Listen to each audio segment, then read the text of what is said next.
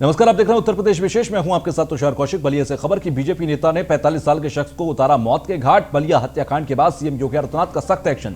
SDM और CO suspend कर दिए गए। घटनास्थल पर मौजूद सभी पुलिसकर्मी भी सस्पेंड हो गए हैं। सभी अधिकारियों की भूमिका की जांच के आदेश दिए जा रहे हैं। अगर अधिकारियों की मिली हत्याकांड में भूमिका तो फिर सख्त वैधानिक कार्रवाई होगी।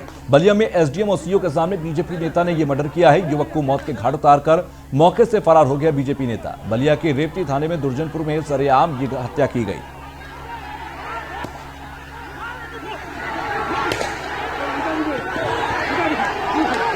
तो एसडीएम और सीओ सस्पेंड कर दिए गए हैं। फिलहाल आपको बता दें कि बीजेपी नेता धीरेन्द्र की तरफ से हत्या की गई है। आपको बता दें कि पुलिस अधिकारियों के सामने ये तस्वीर आप देखिए, ये गोली चली और उसके बाद शख्स जमीन पर गिरा।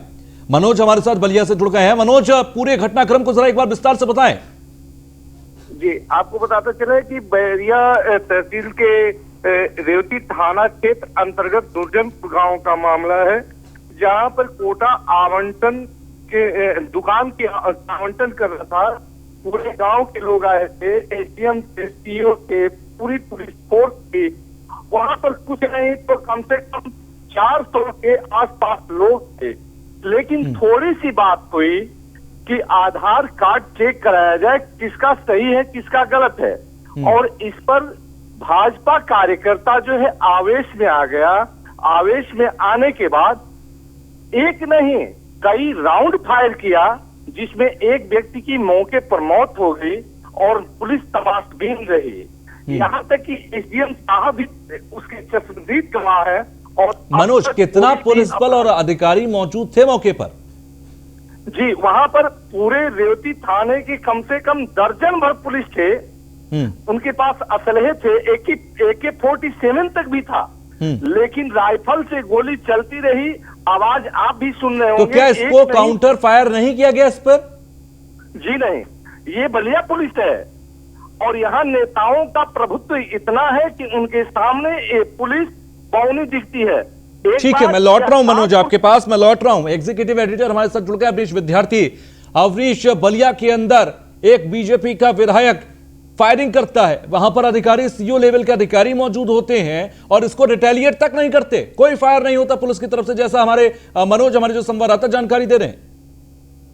देखिए, और इसीलिए मुख्यमंत्री को इस मामले में दखल देना पड़ा है। और जो परिस्थितियां आई हैं उन परिस्थितियों को देखते हुए जो मौके पर मौजूद अधिकारी थे, एसडीएम, सीओ, एसएचओ और भी जो दूसरे अधिकारी थे, उनको तत्काल प्रभाव से निलंबित करने का आदेश मुख्यमंत्री कार्यालय की ओर से दिया गया है। इस मामले की इन्वेस्टिगेशन चल रही है। काफी सरकार की किरकिरी कराने वाला, बीजेपी सत्तारूढ़ दल जो उत्तर प्रदेश का है उसकी किरकिरी कराने वाला ये मामला है। और तमाम सारी कानून व्यवस्था के मामले, चाहे बलरामपुर हो, आजमगढ़ हो, हाथरस हो, इन कड़ियों में जहां एक तरफ सरकार विपक्ष की ओर हमलावर थी, एक घटना ने सरकार को पूरी तरीके से कानून व्यवस्था के मामले में बैकफुट पर ला दिया है। क्योंकि इस घटना में जो शामिल किरदार है वो उसका जो है सत्तारूढ़ दल से वास्ता है। साथ ही साथ अवनीश, बड़ा सवाल ये है कि सरकार ये कहती है कि हमारा जो कानून व्यवस्था है, लॉ एंड ऑर्डर है, बहुत मजबूत है। सरकार का ये कहना था, ये वादा था कि हम उत्तर प्रदेश को एक लॉ एंड ऑर्डर देंगे जो कि मजबूत स्थिति में होगा। लेकिन सोनभद्र का नरसंहार देखें, आजमगढ़ का आपने जिक्र किया, बलरामपुर का आपने जिक्र किया, बलिया की इस घटना का आप जिक्र देख लीजिए, हालात तो जस के तस हैं। देखिए, और इसीलिए विपक्ष को मौका मिल रहा है सरकार के ऊपर कानून व्यवस्था के उस मुद्दे पर जिसको चैलेंज करके, जिसको मुद्दा बना करके, जिसको विधानसभा चुनाव से पहले लगातार विपक्षी दलों के खिलाफ बीजेपी ने एक मुद्दा बनाया उत्तर प्रदेश में, उस मुद्दे पर अब सरकार घिरती हुई नजर आ रही है। चाहे बिकरू का मामला रहा हो, बिकरू में जिस तरीके से पुलिस वालों की बड़ी संख्या में शहादत हुई और वहां सरकार की खूब किरकिरी हुई कि सिस्टम इस तरीके का है, पुलिस वहां पर स्थानीय माफिया के हाथों में घूमती है। बड़े माफियाओं के खिलाफ जरूर कार्रवाई हुई, लेकिन जो इस तरह की घटनाएं हो रही हैं, जो तमाम सारी क्या ये कहना गलत नहीं होगा कि अधिकारियों पर नियंत्रण नहीं है सरकार का? देखिए, ये घटना तो यही बताती है कि स्थानीय प्रशासन में आप डिप्टी एसपी और एसडीएम एक बड़ा अधिकारी होता है तहसील प्रखंड के स्तर पर, और उस जगह पर अगर ये घटना हो जाए, किसी की इतनी हिम्मत हो जाए कि वो सामने वाले पर फायरिंग कर दे, उसको गोली मार दे, तो ये अपने आप में जो है सवाल उठाने वाला मामला है। और अब सरकार को इस मामले में न सिर्फ कार्रवाई करनी होगी, बल्कि सामने आकर के इस पूरे मामले की जिम्मेदारी भी लेनी पड़ेगी। इस मामले पर सामने आकर के कार्रवाई करने के साथ साथ एक ऐसा चेहरा, एक ऐसी नजीर सामने रखनी होगी, तब जाकर के कहीं जनता को विश्वास हो पाएगा उपचुनाव से ठीक पहले इस तरह की घटना ने सरकार को कानून व्यवस्था के मामले में बैकफुट पर जरूर ला दिया है। चलिए, बहुत बहुत शुक्रिया हमसे जुड़ने के लिए। बढ़ते हैं आगे। हाथरस कांड से जुड़ी एक बड़ी खबर हम आपको दे दें कि हाथरस केस में सीबीआई जांच चौथा दिन रहा और आरोपियों के घर 3 घंटे रहने के बाद सीबीआई के अधिकारी अब रवाना हो गए हैं। साथ ही साथ हाथरस केस में आरोपियों के घर भी आज पूछताछ की गई है। सबूत जुटाने के बाद आरोपियों के घर से निकली सीबीआई की टीम आरोपियों को रिमांड पर ले सकती है सीबीआई। हाथरस केस में आज सुप्रीम कोर्ट में हुई सुनवाई। हाथरस मामले में सुप्रीम फैसला सुरक्षित है। फिलहाल आपको बता दें कि कुल मिलाकर सीबीआई की जांच चल रही है और सीबीआई की टीम की जांच का जो आज चौथा दिन था, आज आरोपियों के घर में जाकर आरोपियों के परिवार वालों से बातचीत हुई और तमाम जानकारी आरोपियों के बारे में जुटाने की कोशिश की गई। पीड़िता के परिवार से कल मुलाकात हुई थी। इसके अलावा क्राइम सीन को रिक्रिएट करने के जो काम होता है, जो प्रोसेस होता है, उसको भी पहले दिन ही पूरा कर दिया गया था। तो कुल मिलाकर सीबीआई की जो जांच पड़ताल है काफी तेजी से चल रही है और आज आरोपियों के घर में 3 घंटे बिताए। मैम इसके बाद कहां जाएंगी? शुभम गुप्ता हमारे संवाददाता हमारे साथ जुड़ गए हैं। शुभम, आज 3 घंटे तक आरोपियों घर में रही है सीबीआई की टीम, क्या कुछ हुआ उस दौरान? जी तो सर आपको बता दूं, आज 3 घंटे से ज्यादा तक के लगभग समय तक सीबीआई ने आरोपियों के घर में पूछताछ की है और सुबह से ही जब सीबीआई आई थी तो चारों आरोपियों के घर में गई थी। जहाँ 2 टीमें बट गई थी, जिसमें एक टीम एक घर में गई थी और दूसरे घर में 3 लोग रहते हैं वहां भी गई थी। चारों आरोपियों के परिजनों से लगातार कई घंटे तक पूछताछ करती रही सीबीआई टीम के साथ। फॉरेंसिक की टीम भी मौके पर थी और उसने भी छानबीन की है। जो आरोपी के पिता है उसके मुताबिक सीबीआई वहां से संदीप जो आरोपी है उसका मोबाइल और उसकी मार्कशीट भी लेकर गई है और कई घंटे तक यह पूछताछ करी गई है। तो कहा जा सकता है कि सीबीआई को कुछ अहम सुराग यहाँ से मिले हैं और जल्दी इस पर वह कार्रवाई करेगी। जी ठीक है, लेकिन साथ ही साथ देखा जाए कि सीबीआई का ये भी जो इनपुट है कि अब आरोपियों को रिमांड पर ले सकती है, इसके बारे में कोई बातचीत हुई है क्या? जी बिल्कुल, सीबीआई के अगर हम सूत्रों की माने तो सीबीआई अलीगढ़ भी जाएगी और जो आरोपी हैं उनको भी रिमांड पर लेकर उनसे पूछताछ की जाएगी। वहीं जो अलीगढ़ में मेडिकल है वहां पर भी जाएगी। जो पीड़िता भर्ती रही थी अलीगढ़ मेडिकल, वहां पर भी जाकर पूछताछ करेगी। तो कहीं ना कहीं बिल्कुल सीबीआई अब कोई भी कमी नहीं छोड़ रही है। आज सीबीआई का चौथा दिन है। वो लगातार जब से सीबीआई ने कारोबार संभाला, जैसे अपनी मुकदमा कायम किया है, उसके बाद लगातार दिन पर दिन अपनी कार्य में तेजी लाती जा रही है। सबसे पहले सीबीआई ने जैसे मुकदमा कायम किया था उसके बाद आईओ से कागज लिए। आईओ से कागज लेने के अगले दिन सीबीआई ने घटनास्थल का निरीक्षण किया। दोनों घटनास्थल का निरीक्षण करने के बाद उसके परिवार से पूछताछ की गई। कल भी 6 घंटे 40 मिनट तक परिवार से पूछताछ की गई पीड़िता के से। उसके बाद आज आरोपियों के घर में 3 से 4 घंटे तक लगभग पूछताछ की गई। जी तो सर, शुक्रिया हमसे जुड़ने के लिए।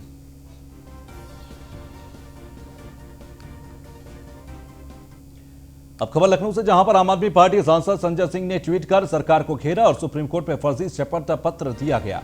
सीजीआई के कोर्ट में फर्जी शपथ पत्र दिया गया। अमेरिका की वेबसाइट का पन्ना दिया है और आपको बता दें कि हाथरस में दंगे की साजिश बता दी गई। 19 लोगों पर देशद्रोह भी लगा दिया गया।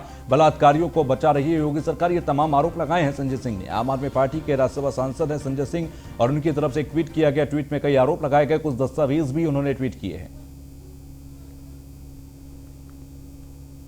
तो ये वो तमाम हम आपको पेजेस दिखा रहे हैं जो कि उन्होंने अटैच किए हैं अपने ट्वीट के साथ। उसमें उन्होंने कई चीज़ों का जिक्र किया है, गूगल का जिक्र उन्होंने किया है।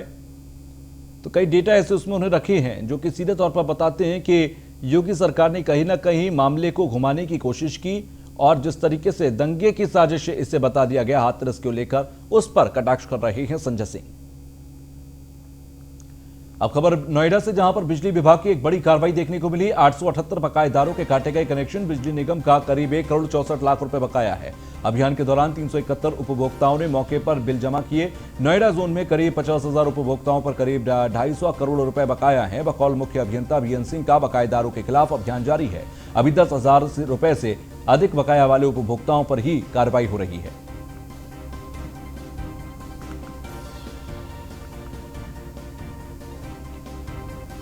तो एक बड़ी कार्रवाई यहां पर आज बिजली विभाग की तरफ से की गई, जहां पर 10,000 रुपए से ज्यादा के बकायेदारों पर उपभोक्ताओं पर कार्रवाई की गई, कनेक्शन काटे गए। बिजली विभाग की ये बड़ी कार्रवाई देखने को मिली नोएडा के अंदर। 878 बकायेदारों के काटे गए कनेक्शन।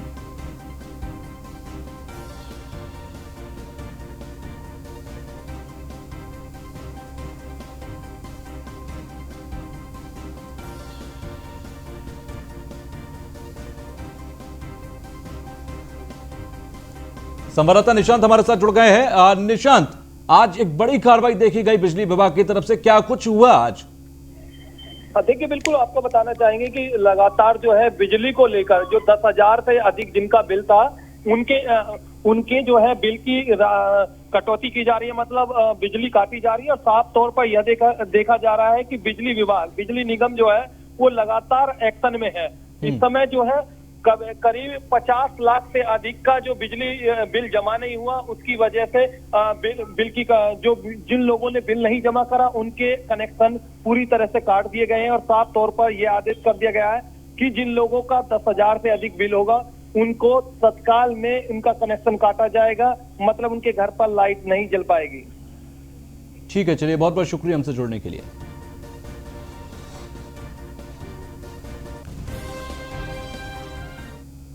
तो वहीं ग्रेटर नोएडा से खबर, जहां पर विसरख पुलिस को एक बड़ी कामयाबी मिली। सेंट्रल डीसीपी हरीश चंद्र के नेतृत्व में कामयाबी मिली। अवैध धनराशि के साथ गुलनवाज नाम का आरोपी गिरफ्तार हुआ। आरोपी के पास कार से 78 लाख रुपए कैश बरामद हुआ। मुंबई से चोरी कर लाया गया था पैसा और एक युवक को पुलिस ने गिरफ्तार किया। मुंबई पुलिस से बात करेगी अब ग्रेटर नोएडा पुलिस।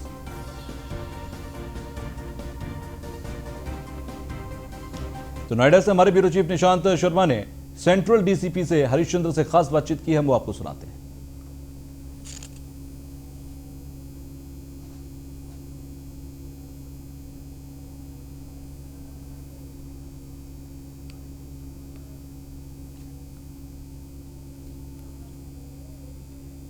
तो आरोपी के पास कार से 78 लाख रुपए कैश बरामद हुआ।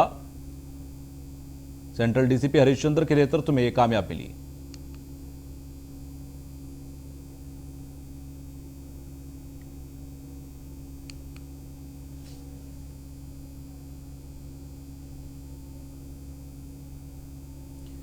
तो गुलनवाज नाम का आरोपी गिरफ्तार हुआ है। ग्रेटर नोएडा का यह मामला है। आरोपी की कार से यह 78 लाख रुपए कैश बरामद हुआ।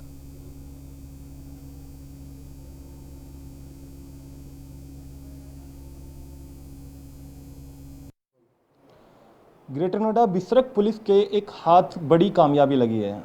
लाखों की धनराशि के साथ एक अभियुक्त को गिरफ्तार किया है। बताया जा रहा है कि चेकिंग के दौरान उस आरोपी को पुलिस ने अपने हत्थे चढ़ गया है।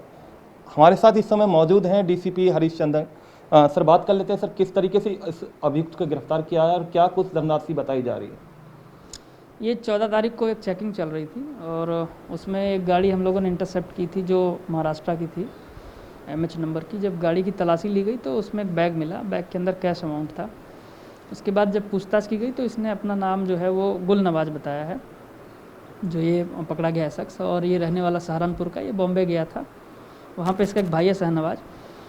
ये दोनों जो है वो एक वहाँ पे हसन नाम का शख्स है जिसका एक्सपोर्ट का काम है, उसके यहाँ ये जो बताया जा रहा है कि काम करता था, वहाँ से लगभग 70 लाख रुपए के आसपास इन्होंने चोरी किया और वही पैसा जो है ये ट्रांसपोर्ट करके ले जा रहे थे। पैसे की जो काउंटिंग कराई गई है वो 69,18,000 के आसपास आया है और बाकी इसने जो है वो कुछ खर्च कर दिया होटल में रहने और गाड़ी को किराया देने के उसमें। इसमें जो है वो हमने केस रजिस्टर कर लिया है और जिसका पैसा चोरी होना बताया जा रहा है उससे भी संपर्क किया जा रहा है, संबंधित पुलिस स्टेशन से भी बातचीत की जा रही है और इसको हर एंगल से हम लोग देख करके कार्रवाई कर रहे हैं। पुलिस की एक बड़ी कामयाबी रही है और पुलिस ने इस जो सातिर को किस तरीके से गिरफ्तार किया, क्या सूचना पुलिस को कैसे मिली और क्या इसका आपराधिक इतिहास बताया जा रहा है? कोई क्रिमिनल हिस्ट्री नहीं है, ये फर्स्ट टाइमर है और हो सकता है इसको ये लगा हो कि मुझे कोई पकड़ नहीं पाएगा, बॉम्बे से चोरी करके यहाँ अपने घर आ जाएगा। पर चूंकि चेकिंग चल रही थी, चेकिंग में हमारे यहाँ गाड़ियाँ इंटरसेप्ट होती हैं, उसी को इंटरसेप्ट जब किया गया तो ये उसमें पैसों से भरा हुआ बैग मिला। जो है वो पैसे को अब पुलिस कस्टडी में लेकर के इसको ट्रेजरी में जो है वो हम लोग सुरक्षित रखवा करके इसमें आवश्यक कार्रवाई कर रहे हैं। ये थे हमारे साथ डीसीपी हरीश चंद्र, जिनका साफ कहना है कि एक आरोपी को गिरफ्तार किया गया है और लाखों की जो 69 लाख करीब जो इसके पास से राशि बरामद हुई है और उसको अब सलाखों के पीछे जाना पड़ रहा है। वीडियो जर्नलिस्ट भूषण के साथ मैं निशांत शर्मा, नोएडा, न्यूज़ 1 इंडिया। तो जौनपुर के मलहनी उपचुनाव में कांग्रेस पार्टी से राकेश मिश्रा हैं जो कि चुनाव लड़ेंगे और ऐसे में सीधे तौर पर इस नॉमिनेशन को आज उन्होंने किया। तो ये मलहनी सीट है जहां पर जौनपुर की मलहनी सीट पर कांग्रेस के प्रत्याशी राकेश मिश्रा ने आज नामांकन भरा है।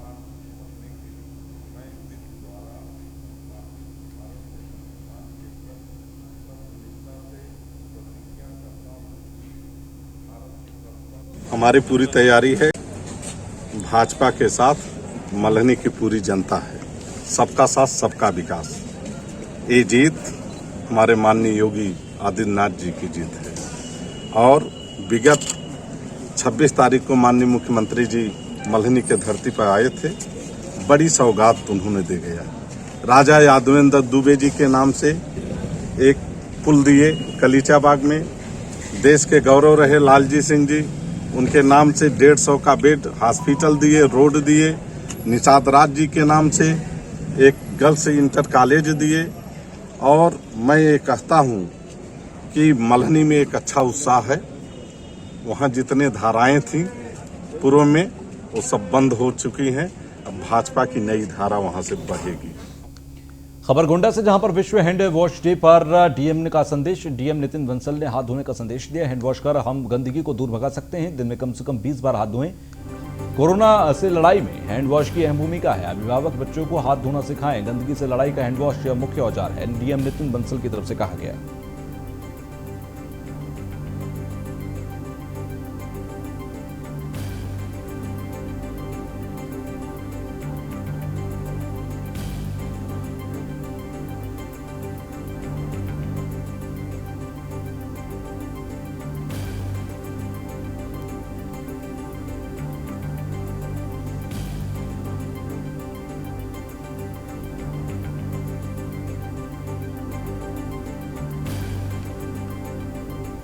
तो वहीं गोंडा पुलिस का अजब गजब कारनामा देखने को मिला। कोतवाल मनीष जाट की वर्दी बनी महिलाओं के लिए खेल। कोतवाल मनीष जाट की वर्दी पहनकर महिलाओं ने जमकर सेल्फी ली। मनीष जाट की वर्दी पहने महिलाओं की फोटो सोशल मीडिया पर वायरल हो गई। वर्दी में सेल्फी लेने वाली मेडिकल की छात्रा बताई जा रही है। कर्नलगंज कोतवाली में तैनात है मनीष जाट।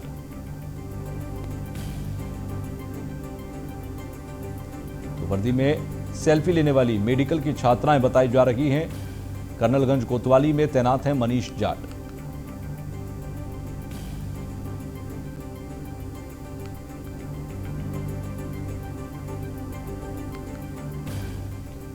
तो एक छोटा सा ब्रेक ले रहे हैं। ब्रेक के बाद फौरन लौटेंगे।